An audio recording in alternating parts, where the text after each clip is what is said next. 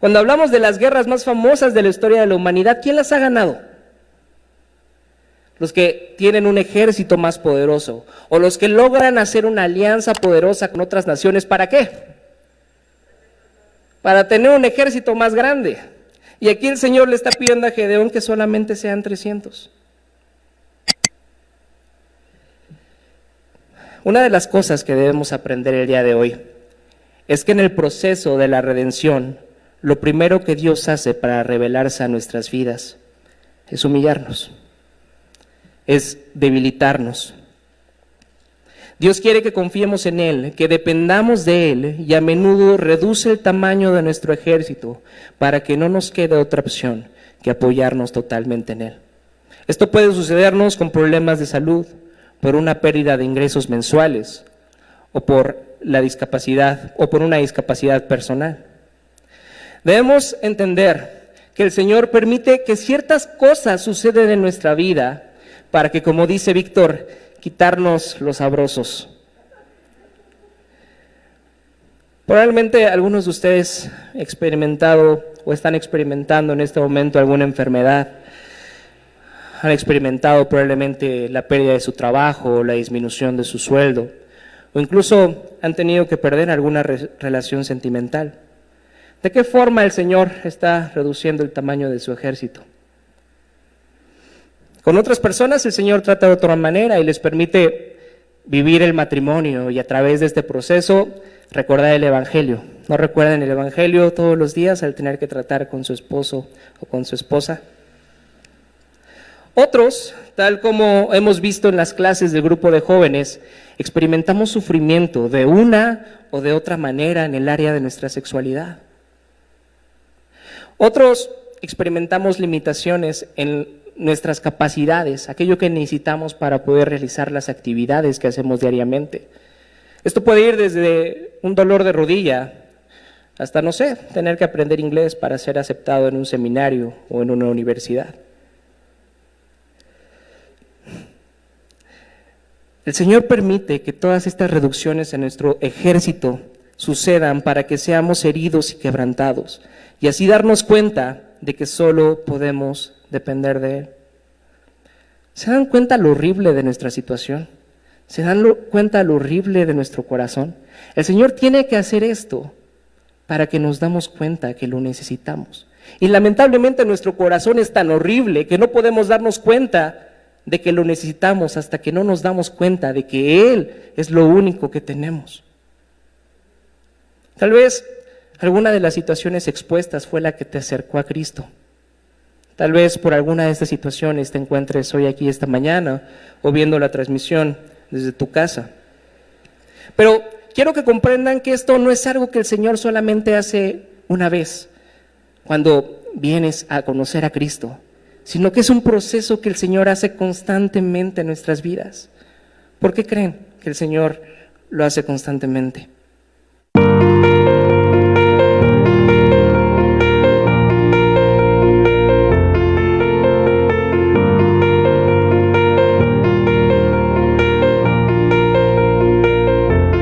Vamos a continuar el día de hoy en nuestra serie en el libro de Jueces, la cual hemos titulado Líderes, Tragedia y Gracia. Para ello, abramos nuestras Biblias en el libro de Jueces, capítulo 7, y vamos a hacer la lectura del versículo 1 al versículo 15. Jueces, capítulo 7, versículos del 1 al 15. Así dice la palabra del Señor. Jerubbaal, es decir, Gedeón, y todos sus hombres se levantaron de madrugada y acamparon en el manantial de Jaroth. El campamento de los madianitas estaba al norte de ellos, en el valle que está al pie del monte de Moré. El Señor le dijo a Gedeón: tienes demasiada gente para que yo entregue a Madián en sus manos, a fin de que Israel no vaya a jactarse contra mí y diga que su propia fortaleza lo ha librado. Anúnciale ahora al pueblo: cualquiera que esté temblando de miedo, que se vuelva y se retire del monte de Galaad. Así que se volvieron 22,000 hombres y se quedaron 10,000. Pero el Señor le dijo a Gedeón: todavía hay demasiada gente. Hazlos bajar al agua y allí los seleccionaré por ti. Si digo, este irá contigo, ese irá. Pero si digo, este no irá contigo, ese no irá. Gedeón hizo que los hombres bajaran al agua. Allí el Señor le dijo: a los que laman el agua con la lengua como los perros, sepáralos de los que se arrodillen a beber. 300 hombres lamieron el agua llevándola de la mano a la boca. Todos los demás se arrodillaron para beber. El Señor le dijo a Gedeón: con todos los 300 hombres que lamieron el agua, yo los salvaré y entregaré a los madianitas en tus manos. El resto que se vaya a su casa. Entonces Gedeón mandó a los demás israelitas a sus carpas, pero retuvo a los 300, los cuales se hicieron cargo de las provisiones y de las trompetas de los otros. El campamento de Madián estaba situado en el valle más abajo del de Gedeón. Aquella noche el Señor le dijo a Gedeón: levántate y baja al campamento, porque voy a entregar en tus manos a los madianitas. Si temes atacar, baja primero al campamento con tu criado Furá, y escucha lo que digan. Después de eso cobrarás valor para atacar el campamento. Así que él y Furá, su criado, bajaron hasta los puestos de los centinelas, en las afueras del campamento. Los madianitas, los amalecitas y todos los otros pueblos del oriente que se habían establecido en el valle eran numerosos como langostas. Sus camellos eran incontables como la arena a la orilla del mar. Gedeón llegó precisamente en el momento en que un hombre le contaba su sueño a un amigo. Tuvo un sueño, decía, en el que un pan de cebada llegaba rodando al campamento madianita y con tal fuerza golpeaba una carpa que ésta se volteaba y se venía abajo. Su amigo le respondió: esto no significa otra cosa que la espada del israelita Gedeón, hijo de Joás. Dios ha entregado en sus manos a los madianitas y a todo el campamento. Cuando Gedeón oyó el relato del sueño y su interpretación, se postró en adoración. Luego volvió al campamento de Israel y ordenó: levántense, el Señor ha entregado en manos de ustedes al campamento madianita. La semana pasada comenzamos a hablar acerca de Gedeón. Y si ustedes recuerdan, en este tiempo el pueblo de Israel se encontraba bajo la opresión del pueblo de Madián.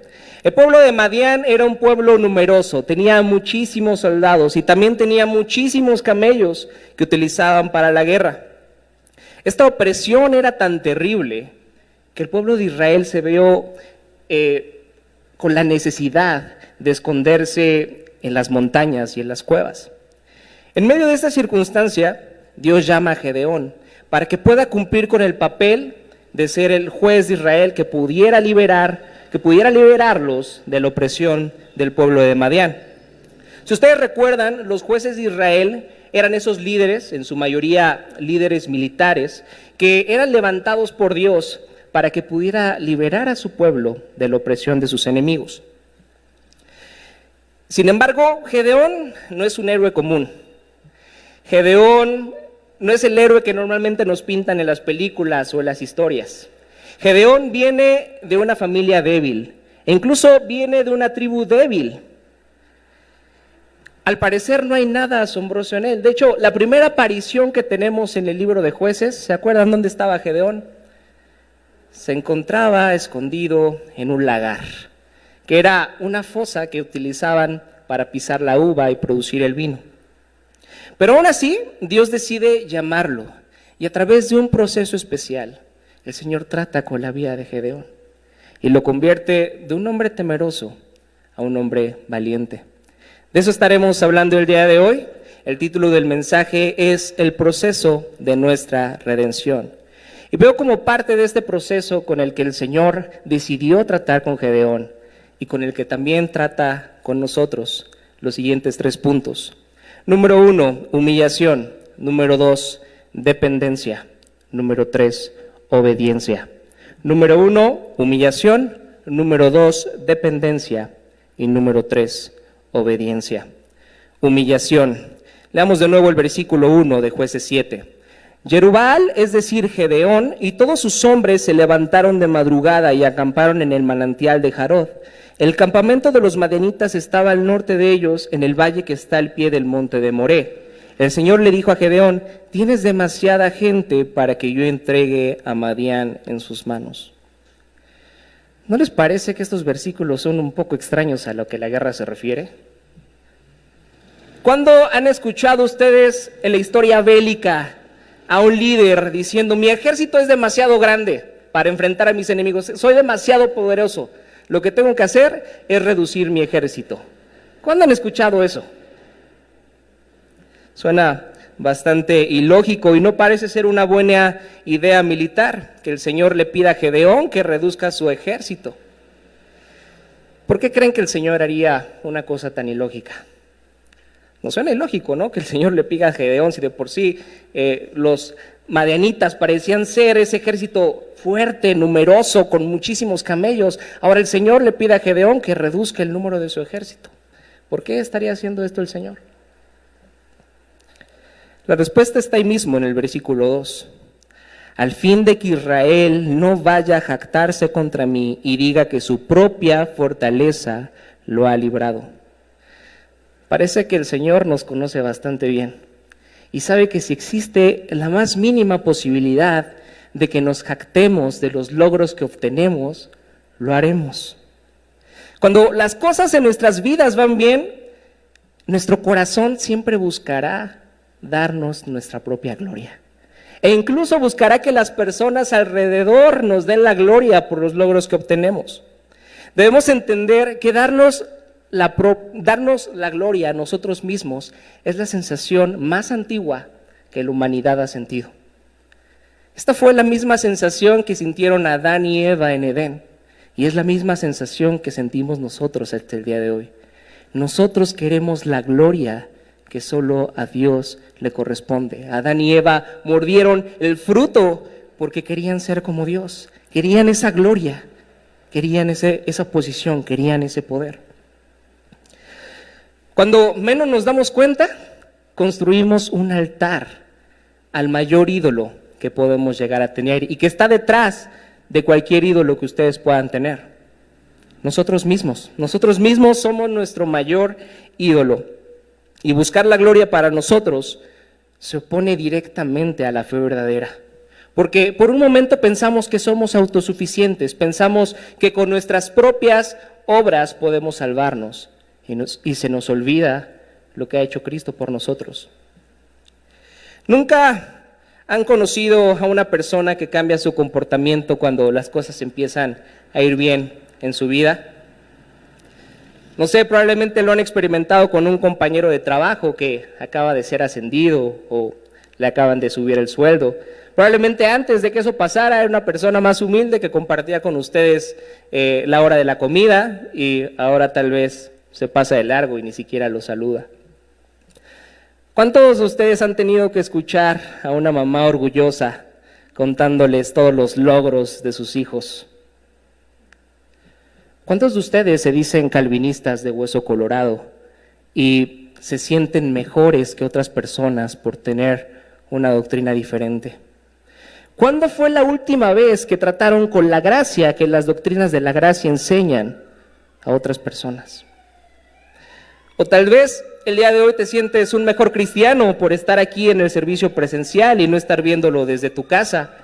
O tal vez te sientes un mejor cristiano porque vas al día en tu lectura diaria. Gloriarnos es tan fácil. Llevarnos nuestra propia gloria es tan fácil cuando las cosas van bien. Es tan sutil, es tan sencillo pensar que somos necesarios, pensar que somos indispensables y que las demás personas deberían de agradecer nuestra sola presencia. Entonces eso es lo que el Señor quería evitar que le pasara a Gedeón. Antes de que guíe y salve al pueblo de Israel, Dios quiere enseñarle a él y al resto de Israel quién se merece la gloria por la salvación que está a punto de darles. Y desde luego esta es una lección importante para todos nosotros que el Señor quiere que aprendamos el día de hoy. Dice el pastor Tim Keller: este es el mayor peligro espiritual que existe. Pongan atención, está diciendo Keller que este es el mayor peligro espiritual que existe desde su punto de vista. Que podamos creer que somos capaces de salvarnos a nosotros mismos. La lección que siempre necesitamos aprender es que la salvación es por la acción misericordiosa de Dios y no porque nosotros la ganemos con nuestras acciones. Este es el peligro más grande en el que puede caer un creyente. Creer que puede salvarse por sus propias obras, creer que es autosuficiente y que no necesita del Señor. Entonces Dios le dice a Gedeón dos maneras en las que debe disminuir el número de su ejército. Leemos ahí en el versículo 3. Anúnciale ahora al pueblo: cualquiera que esté temblando de miedo, que se vuelva y se retire del monte de Galaad. Así que se volvieron 22,000 hombres y se quedaron 10,000. Para poder entender, para poder tener una idea de lo que el Señor le está pidiendo a Gedeón, tenemos que hablar de números.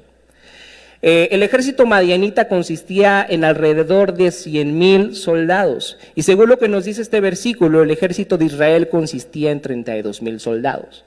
Así que desde antes de que Dios le pidiera a Gedeón que redujera el número de su ejército, los madianitas superaban a Israel en una proporción 3-1. Entonces el Señor le pide a Gedeón que deje volver a aquellos que tuvieran miedo para pelear. Recordemos que dentro de la ley dada por Dios a los israelitas, había unas leyes para la guerra, donde se permitían una serie de exenciones a ciertas personas que cubrían con algunas características. Algunas personas podrían no ir a la guerra si cubrían con algunas características. Vayan buscando ahí en su Biblia Deuteronomio 20. Vamos a hacer la lectura del versículo 8. Pero dentro de estas leyes se incluían que algunos podían no ir a la guerra si habían construido una casa nueva y no la habían estrenado. O si alguien había plantado una viña y no había disfrutado del fruto de esa viña. Entonces, para que alguien más no disfrutara de lo que él había cosechado, el Señor permitía que regresaran a su hogar para poder disfrutar del fruto de la viña, de poder disfrutar de estas uvas. También, si alguien se acababa de comprometer en matrimonio y no se había casado, también podía regresar de la guerra. Pero también el Señor nos habla sobre aquellos que tenían miedo. Vean lo que dice ahí el versículo 8 de Deuteronomio 20. Y añadirán los oficiales: si alguno de ustedes es miedoso o cobarde, que vuelva a su casa, no sea que desanime también a sus hermanos. A un inicio podríamos argumentar que esta es una decisión inteligente, ¿no lo creen? Porque ¿de qué nos sirve tener 32,000 soldados cuando la mayoría de ellos son cobardes? Mejor me quedo con 10,000 valientes y pueden ser mejor para la guerra, en lugar de tener a estos 32,000 y que empiezan a contagiar con temor a los demás. Hasta aquí nos parece lógico lo que el Señor le demanda a Gedeón, pero desde mi punto de vista lo que sigue no tiene ninguna lógica. A ver lo que dice el versículo 4. Pero el Señor le dijo a Gedeón: todavía hay demasiada gente, hazlos bajar al agua y allí los seleccionaré por ti. Si digo, este irá contigo, ese irá, pero si digo, este no irá contigo, ese no irá. Gedeón hizo que los hombres bajaran al agua. Ahí el Señor le dijo: a los que laman el agua con la lengua como los perros, sepáralos de los que se arrodillan a beber. 300 hombres lamieron el agua y llevándola de la mano a la boca. Todos los demás se arrodillaron para beber. El Señor le dijo a Gedeón: con los 300 hombres que lamieron el agua, yo los salvaré y entregaré a los madianitas en tus manos. El resto que se vaya a su casa. Entonces Gedeón mandó a los demás israelitas a sus carpas, pero retuvo a los 300, los cuales se hicieron cargo de las provisiones y de las trompetas de los otros. Quizás estés pensando, ¿cuál es el simbolismo oculto en estos versículos? ¿Cuál es la interpretación de lo que dicen estos versículos? ¿Por qué el Señor mantiene a los que lamieron el agua como los perros? ¿Acaso esto significa que el Señor ama más a los perros que a los gatos? Esto no tiene debate, porque el Señor ha hecho más hermosos a los perros en la creación que los gatos.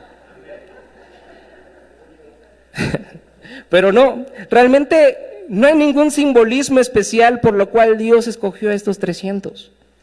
Hay algunos comentaristas que piensan que por la forma en la que tomaron el agua estos 300 parecían estar más alertas, más vigilantes y por lo tanto demostraban ser mejores soldados. Pero esto es complicar demasiado algo que el texto no dice. El texto no nos dice eso.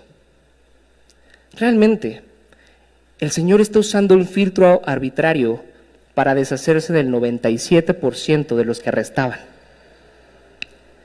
Vamos de nuevo con las matemáticas, perdón para los que no les gusten las matemáticas, pero cuando eran 32,000 los israelitas, los madianitas lo superaban a una proporción 3-1. Ahora con 10,000, los madianitas lo superaban a una proporción 10-1. Ahora el Señor los ha reducido solo a 300. Los madianitas lo superan 300-1. Es una locura. No hay lógica coherente a esto. ¿Acaso el Señor se está burlando de Gedeón? ¿Acaso el Señor quiere que Gedeón pierda? ¿Quiere que fracase abruptamente en la batalla? ¿En verdad le suena lógico lo que el Señor está haciendo? Tenemos que pensar por qué el Señor está haciendo esto. Cuando hablamos de las guerras más famosas de la historia de la humanidad, ¿quién las ha ganado? Los que tienen un ejército más poderoso, o los que logran hacer una alianza poderosa con otras naciones. ¿Para qué? Para tener un ejército más grande. Y aquí el Señor le está pidiendo a Gedeón que solamente sean 300. Una de las cosas que debemos aprender el día de hoy es que en el proceso de la redención, lo primero que Dios hace para revelarse a nuestras vidas es humillarnos, es debilitarnos. Dios quiere que confiemos en Él, que dependamos de Él, y a menudo reduce el tamaño de nuestro ejército para que no nos quede otra opción que apoyarnos totalmente en Él. Esto puede sucedernos con problemas de salud, por una pérdida de ingresos mensuales, o por la discapacidad, o por una discapacidad personal. Debemos entender que el Señor permite que ciertas cosas sucedan en nuestra vida para que, como dice Víctor, quitarnos los sabrosos. Probablemente algunos de ustedes han experimentado o están experimentando en este momento alguna enfermedad. Han experimentado probablemente la pérdida de su trabajo, la disminución de su sueldo, o incluso han tenido que perder alguna relación sentimental. ¿De qué forma el Señor está reduciendo el tamaño de su ejército? Con otras personas el Señor trata de otra manera y les permite vivir el matrimonio y a través de este proceso recordar el Evangelio. ¿No recuerdan el Evangelio todos los días al tener que tratar con su esposo o con su esposa? Otros, tal como hemos visto en las clases del grupo de jóvenes, experimentamos sufrimiento de una o de otra manera en el área de nuestra sexualidad. Otros experimentamos limitaciones en nuestras capacidades, aquello que necesitamos para poder realizar las actividades que hacemos diariamente. Esto puede ir desde un dolor de rodilla hasta, no sé, tener que aprender inglés para ser aceptado en un seminario o en una universidad. El Señor permite que todas estas reducciones en nuestro ejército sucedan para que seamos heridos y quebrantados, y así darnos cuenta de que solo podemos depender de Él. ¿Se dan cuenta lo horrible de nuestra situación? ¿Se dan cuenta lo horrible de nuestro corazón? El Señor tiene que hacer esto para que nos damos cuenta que lo necesitamos. Y lamentablemente nuestro corazón es tan horrible que no podemos darnos cuenta de que lo necesitamos hasta que no nos damos cuenta de que Él es lo único que tenemos. Tal vez alguna de las situaciones expuestas fue la que te acercó a Cristo. Tal vez por alguna de estas situaciones te encuentres hoy aquí esta mañana o viendo la transmisión desde tu casa. Pero quiero que comprendan que esto no es algo que el Señor solamente hace una vez cuando vienes a conocer a Cristo, sino que es un proceso que el Señor hace constantemente en nuestras vidas. ¿Por qué creen que el Señor lo hace constantemente? Porque a diario nos olvidamos de Él, porque a diario nos sentimos autosuficientes, a diario llega la soberbia a nuestra vida, a diario nos olvidamos del Evangelio y creemos que somos capaces de salvarnos a nosotros mismos. Fíjense esto que dice el pastor A.W. Tozer, que me parece una frase brutal. Pongan atención. Es dudoso que Dios bendiga grandemente a un hombre si antes no lo ha herido profundamente. Lo voy a volver a decir. Es dudoso que Dios bendiga grandemente a un hombre si antes no lo ha herido profundamente. ¿Quién quiere ser cristiano? creo que en verdad tenemos que hacernos esa pregunta. ¿En verdad quieres que el Señor reduzca tu ejército? ¿En verdad quieres que el Señor se entrometa en tu vida y no te deje hacer tu voluntad? Seamos sinceros, a muchos de nosotros no nos gusta la forma en la que el Señor ha decidido tratar con nosotros. Muchas veces desconfiamos de Él, muchas veces pensamos si en verdad el Señor sabe lo que está haciendo en nuestra vida, y esto es porque no podemos confiar en Él. ¿Cómo creen que se sentía Gedeón? El sermón pasado vimos que se sentía incapaz de liderar al pueblo de Israel a la guerra contra los madianitas. Después de que se dio cuenta de que con quien hablaba era con Dios, que hablaba con Dios, cobró valor y bueno, se animó para ir adelante. Pero ahora el Señor solo lo ha dejado con 300 hombres. La misión que a un principio parecía difícil, ahora parece imposible e incluso suicida. Pero de esta misma forma en la que pudo haberse sentido Gedeón, también se sintió el famoso apóstol Pablo. Vayan a la segunda carta a los Corintios, capítulo 12, versículo 7. Segunda de Corintios, capítulo 12, versículo 7.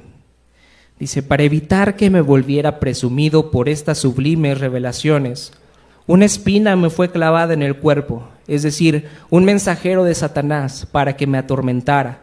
3 veces le rogué al Señor que me lo quitara, pero Él me dijo: te basta con mi gracia, pues mi poder se perfecciona en la debilidad.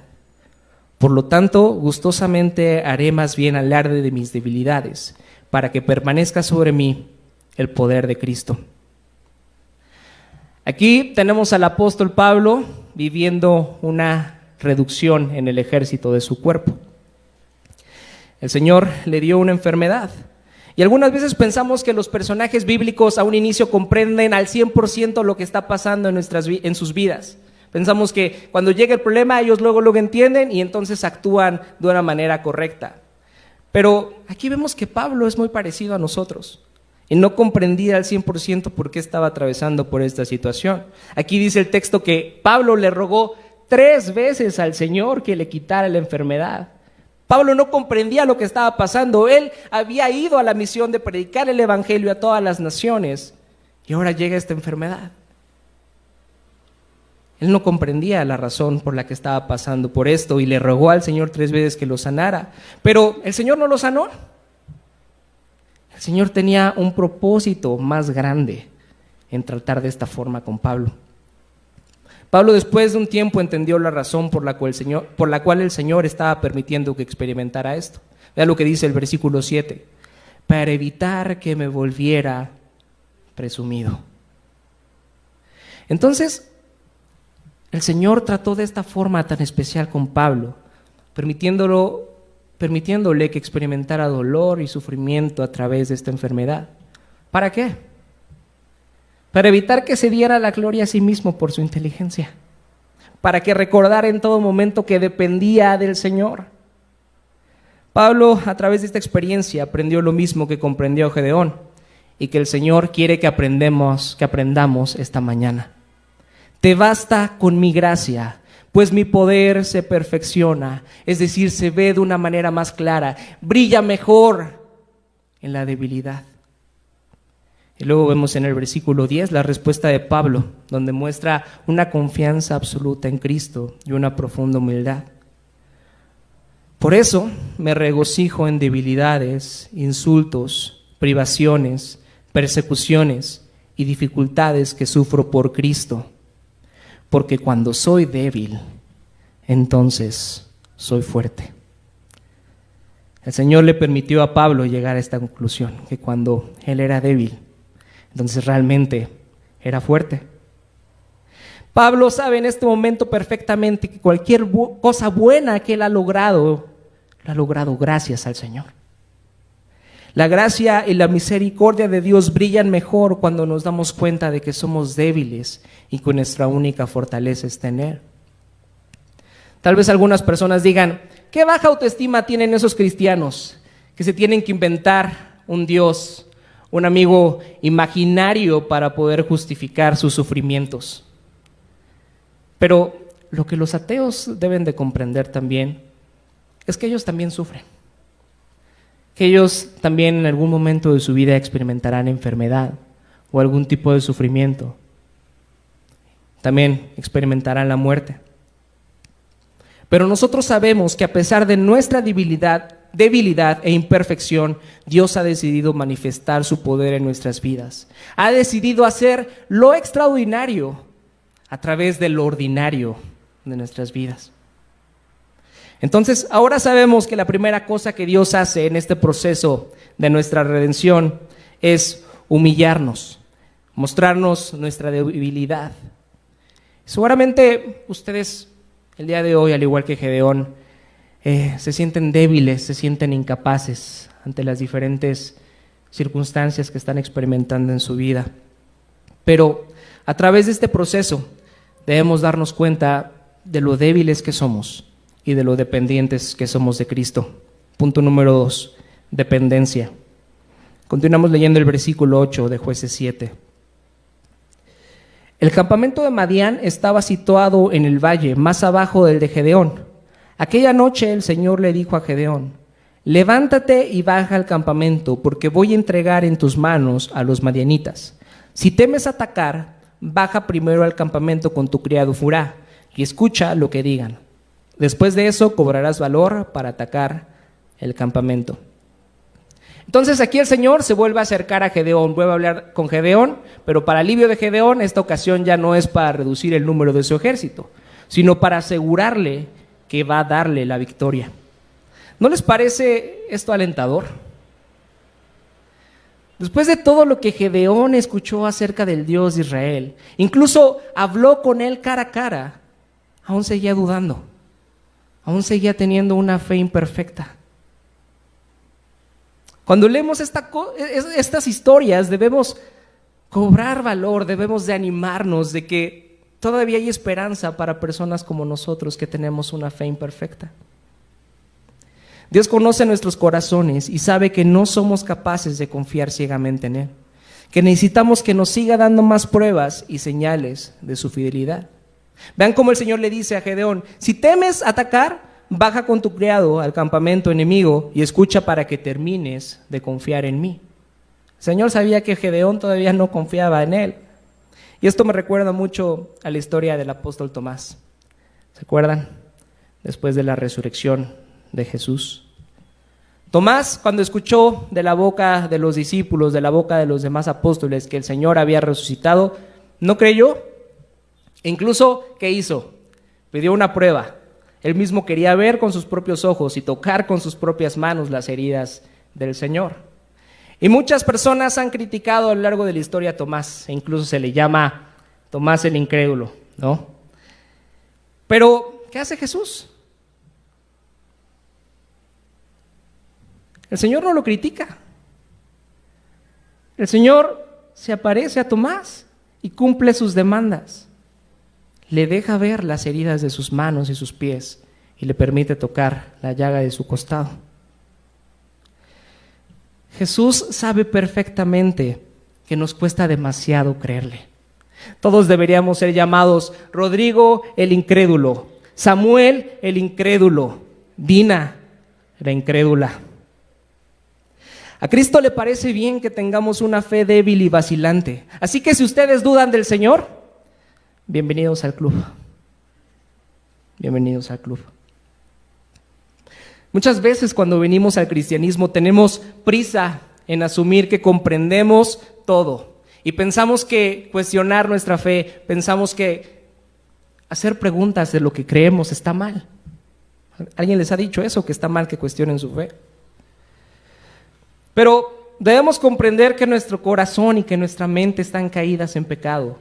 Y eso no nos permite conocer realmente al Señor. Y por lo tanto no podemos confiar ciegamente en Él. Y el Señor lo sabe perfectamente.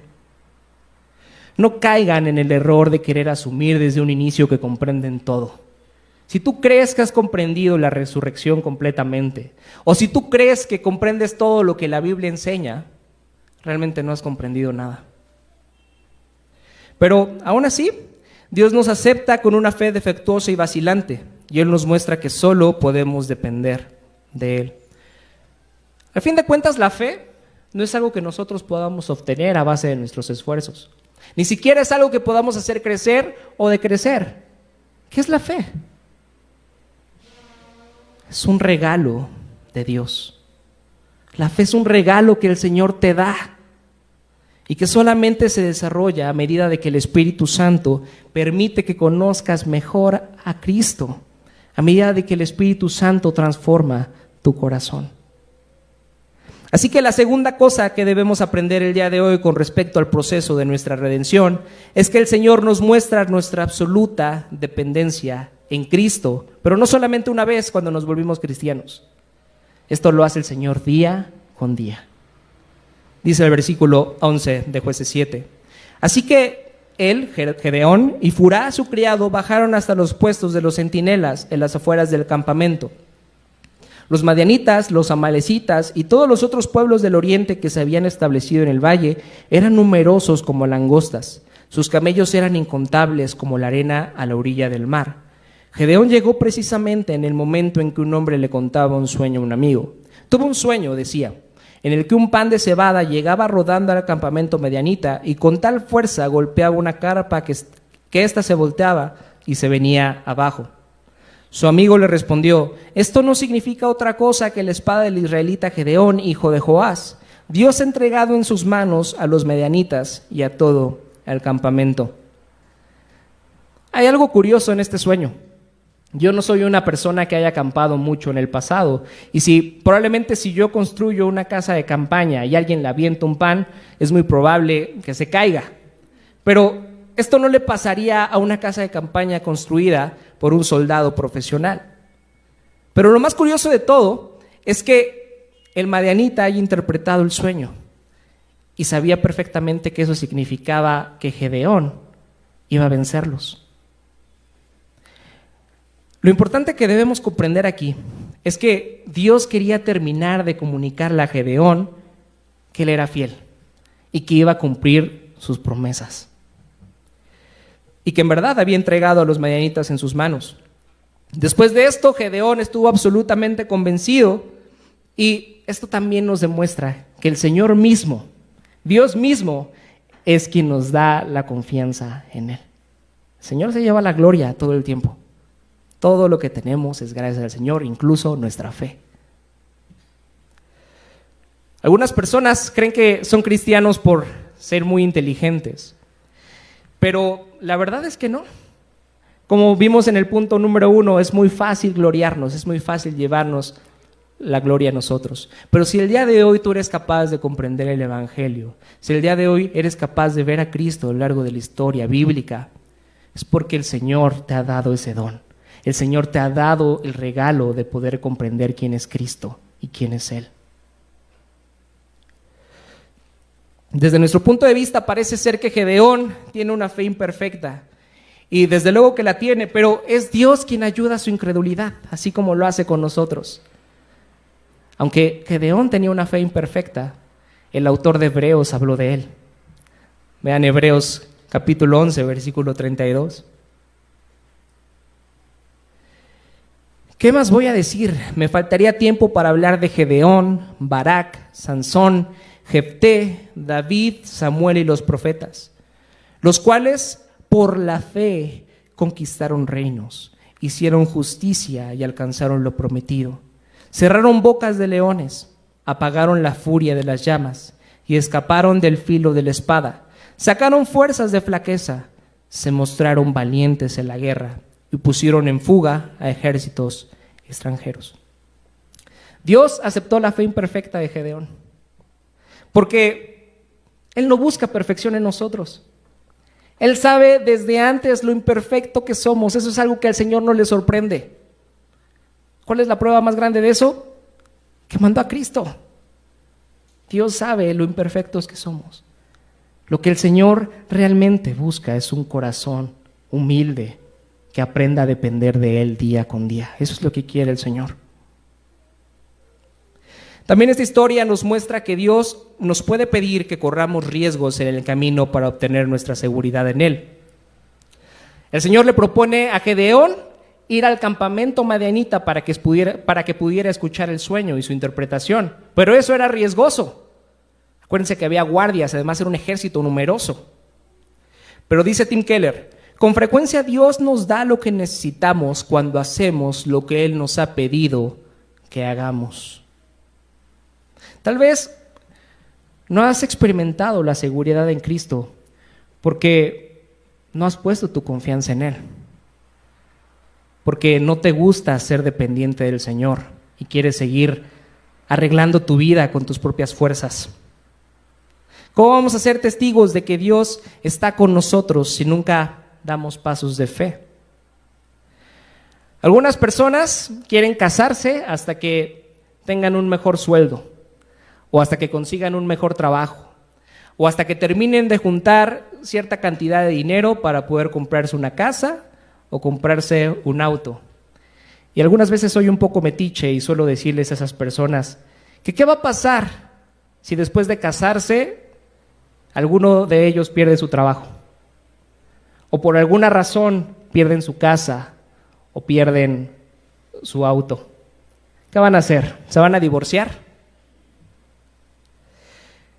El matrimonio es un excelente ejemplo de lo que significa dar un paso de fe, donde confiamos en que el hacer algo que Dios nos pide, Él va a proveer todo lo necesario para nuestra vida.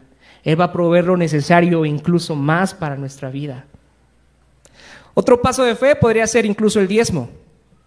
Probablemente si tu seguridad está puesta en el dinero, eres una persona que te cuesta diezmar, pero nosotros comprendemos que todo lo que tenemos proviene del Señor. Y de eso que el Señor nos da, apartamos una cantidad y la damos a la iglesia para ayudarla a seguir con su trabajo, con los ministerios. Pero confiamos que el Señor va a seguir proveyendo lo necesario día con día. Son pasos de fe. Lo mismo pasa con la Gran Comisión. El Señor nos ha pedido ir a todas las naciones a ser discípulos. Pero después viene la promesa. Él nos ha prometido que estará con nosotros hasta el fin del mundo. ¿En verdad crees que el Señor está contigo hasta el fin del mundo? ¿Se dan cuenta lo parecidos que somos a Gedeón y al pueblo de Israel? No importa lo que haga el Señor por nosotros o cómo nos muestre su gracia, nuestros corazones están tan mal que son obstinados y necios y se nos hace imposible confiar y vivir arraigados en las promesas del Señor de una manera gozosa y confiada. Sin embargo, el Señor es tan misericordioso que ha dejado diversos medios de gracia para que recordemos que Él está con nosotros y por nosotros. ¿Qué medios de gracia ha dejado el Señor? Yo al menos en esta historia de Gedeón veo 3. Primeramente, el Señor le da confianza a Gedeón a través de su palabra. A Gedeón Dios le habló directamente. A nosotros el Señor nos ha dejado la Biblia. Nos ha dejado su palabra, donde podemos estudiar historias como la de Gedeón y cobrar ánimo y saber que Dios es fiel en cumplir siempre sus promesas. Segundo, Dios nos da confianza a través de otras personas. Si se dan cuenta, Dios no le da la promesa a Gedeón directamente. Él ocupa a otra persona para que le dé la promesa. La persona de la que Gedeón menos esperaba escuchar esto, de la boca de uno de sus enemigos. Esto nos recuerda lo importante que es estar expuestos a la palabra de Dios a través de las predicaciones, a través de las clases. Pero también nos recuerda la necesidad de tener amigos cristianos, la necesidad de tener amigos que nos ayuden en los procesos más complicados de nuestra vida. Yo siempre estaré agradecido con el Señor y siempre lo diré.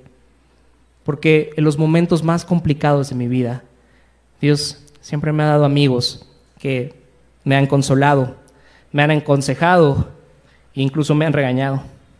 El Señor es bueno en darnos a la iglesia. Tercero, Dios nos da confianza a través de las circunstancias de la vida. En un sentido, lo único que tuvo que hacer Gedeón es estar en el lugar correcto, en el momento correcto para escuchar el sueño y la interpretación. Los cristianos no podemos creer en las coincidencias. Si creemos en un Dios que es soberano, no podemos creer en las coincidencias. Todo pasa porque Dios así lo permite. Tal vez por esa razón te encuentras hoy aquí esta mañana y tal vez también te encuentras viendo este mensaje en este momento. Porque Dios quiere que cobres ánimo y sepas que Él sigue estando en control de tu vida y sobre todo que Él es fiel en cumplir sus promesas, aunque nosotros seamos infieles y no podamos hacerlo. Él es fiel, aunque nosotros no. Eso es lo que el Señor quiere que sepas esta mañana. Punto número 1. Dios en este proceso de nuestra redención primero nos humilla para que comprendamos que la salvación proviene de Él. Punto número 2. Dios ayuda a nuestra incredulidad y nos hace ver lo dependientes que somos de Él. Y finalmente, cuando nos damos cuenta de nuestra verdadera condición delante de Él y de lo que Él ha hecho por nosotros en Cristo, es que somos animados a la obediencia. Punto número 3. Obediencia. Dice el versículo 15, de Jueces 7. Cuando Gedeón oyó el relato del sueño y su interpretación, se postró en adoración. Luego volvió al campamento de Israel y ordenó: levántense, el Señor ha entregado en manos de ustedes el campamento madianita. Una vez que Gedeón obtuvo una confianza genuina en el Señor, vemos que esto lo llevó primeramente a ¿qué? ¿Qué fue lo primero que hizo Gedeón cuando cobró confianza en el Señor? Gedeón adoró y luego obedeció. Esa es la razón por la cual cantamos los creyentes. Esa es la razón por la cual cantamos los cristianos. Porque hemos comprendido la salvación tan grande que se nos ha ofrecido. Hemos comprendido que no somos dignos del Señor y aún así el Señor ha enviado a Cristo a morir por nuestra deuda. Esa es la razón por la cual cantamos. No hay otra razón por la cual cantar. Si realmente tu corazón está lleno de adoración y alabanza al Señor, al comprender lo hermoso que Él ha hecho por nosotros en Cristo, pasará lo mismo que con Gedeón. Estarás listo para obedecer al Señor. Y ahora Él estaba listo para dirigir a los 300 a la guerra. Y en versículos adelante vemos la estrategia que Gedeón utilizó para ir a la guerra contra Madián. Dice el versículo 16. Gedeón dividió a los 300 hombres en 3 compañías y distribuyó entre todos ellos trompetas y cántaros vacíos con antorcha dentro de los cántaros. ¿No creen que como que hace falta algo en este equipamiento de guerra? Gedeón le da a cada uno de sus soldados una antorcha, un cántaro y una trompeta. Pero van a ir a la guerra. Como que ¿qué hace falta? Como que se le olvidó a Gedeón darle a sus soldados. Pues al menos una espada y un escudo, ¿no? Parece que Gedeón no solo no sabe cómo preparar una ofrenda, sino al parecer tampoco sabe cómo ir a la guerra. Pero podemos pensar eso, pero en realidad lo que Gedeón hace es un plan brillante. El plan de Gedeón, el valiente. ¿Se acuerdan que así fue como el Señor se dirigió a Gedeón la primera vez que se habla de él en el capítulo 6? Gedeón el valiente. A un principio Gedeón no parecía ser muy valiente, pero el Señor, a través de un proceso especial, trató con él y lo convirtió de ese hombre temeroso a ese hombre valiente, que ahora era capaz de crear este plan increíble. Era lo que dice el versículo 19. Gedeón y los 100 hombres que iban con él llegaron a las afueras del campamento durante el cambio de guardia. Cuando estaba por comenzar el relevo de medianoche, tocaron las trompetas y estrellaron contra el suelo los cántaros que llevaban en sus manos. Las 3 compañías tocaron las trompetas e hicieron pedazos los cántaros. Tomaron las antorchas en la mano izquierda y sosteniendo en la mano derecha las trompetas que iban a tocar, gritaron: desenvainen sus espadas por el Señor y por Gedeón.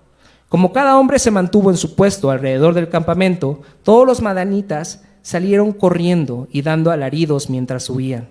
Al sonar las 300 trompetas, el Señor hizo que los hombres de todo el campamento se atacaran entre sí con sus espadas.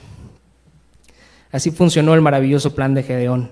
Normalmente una antorcha y una trompeta representaban a todo un batallón. Y al romper los cántaros en el piso, eso sonó como si millones de soldados estuvieran desenvainando sus espadas. ¿Pueden imaginarse esta escena?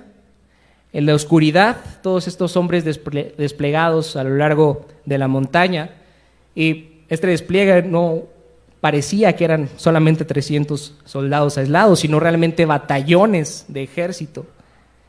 El ataque fue a medianoche, en el momento en el que el sueño es más pesado. ¿Se pueden imaginar esta escena? El silencio de medianoche, y de repente se escucha muchísimo ruido que hace que todos se alerten. Y venían unos soldados de hacer guardia. Como era de noche y estaban medio dormidos, se confundieron y pensaron que eran enemigos que los venían a atacar. Y entonces empezaron a atacar entre ellos hasta matarse. Esta gran batalla la ganaron 300 hombres sin una sola baja israelita. Ni siquiera mataron a ningún soldado enemigo. Ninguno de ellos podía regresar al campamento cantando lo que había hecho, sino simplemente cantando lo que el Señor había hecho por ellos. Gedeón y el pueblo de Israel estaban listos para darle la gloria a Dios por esa victoria. De nuevo aquí vemos que Dios usa la obediencia y la fe en lugar de la fuerza y el talento para lograr sus propósitos. Dios no necesita a los poderosos ni a los fuertes. Prueba de eso es que nos encontramos el día de hoy nosotros aquí.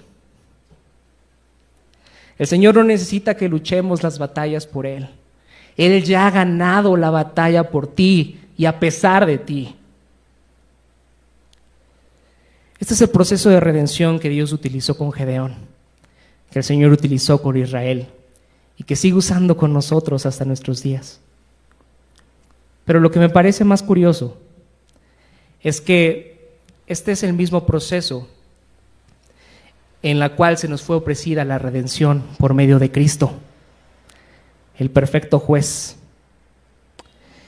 Jesús también tuvo que pasar por un proceso de humillación. Siendo igual a Dios, tuvo que rebajarse y tomar la forma de un siervo. Venir a nuestra vergüenza, venir a nuestra miseria, respirar el polvo de la tierra y hacerse cargo de nuestras consecuencias. Cristo, a lo largo de su ministerio, también mostró una gran dependencia al Padre, cantando al Padre, estando en comunión con Él en oración, leyendo y estudiando su palabra.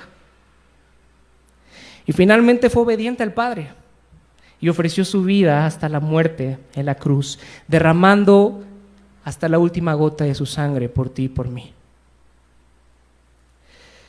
Él vivió la vida que nosotros no podemos vivir y sufrió la muerte que tú y yo merecíamos sufrir. Y así fue como Él venció a los enemigos más grandes y terribles que jamás podemos enfrentar. A los enemigos más grandes y terribles que los madianitas, a los enemigos más grandes y terribles que las circunstancias que tú estás atravesando el día de hoy. Así fue como Dios, así fue como Cristo venció al pecado y a la muerte.